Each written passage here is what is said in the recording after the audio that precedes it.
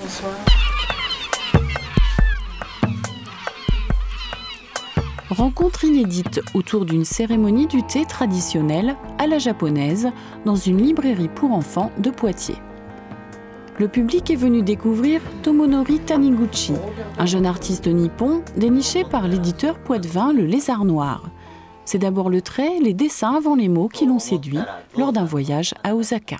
On se balade beaucoup dans les magasins, dans les galeries, dans les cafés aussi, parce qu'il y a beaucoup d'illustrations, d'illustrateurs qui travaillent dans les cafés, qui font des expositions. Il y a toujours un petit coin librairie, et donc on regarde et c'est au trait. Avant même de lire l'histoire, on a déjà un attrait viscéral pour le trait, et à partir de là, on décide de contacter les personnes, on dit qu'on a aimé.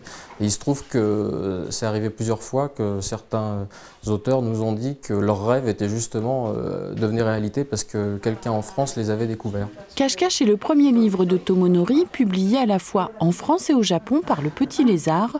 Une édition bilingue, un album qui permet même aux plus petits de s'initier à la langue japonaise. Là-bas, le train ne fait pas tchou-tchou, mais...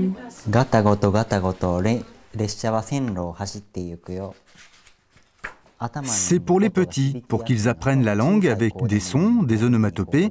Ce sont leurs premiers pas en japonais et plus tard, ça leur restera toujours dans la tête.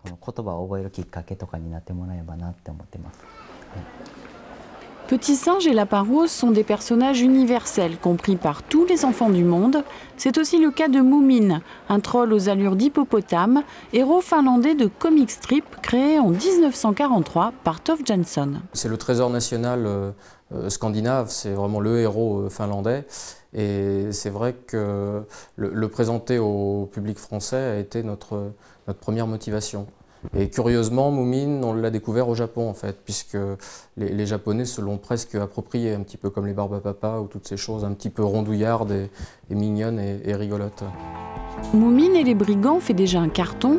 L'album est sélectionné au Festival de la bande dessinée d'Angoulême pour le prix du patrimoine. Des débuts très prometteurs pour l'éditeur Le Petit Lézard qui pourrait bien devenir grand.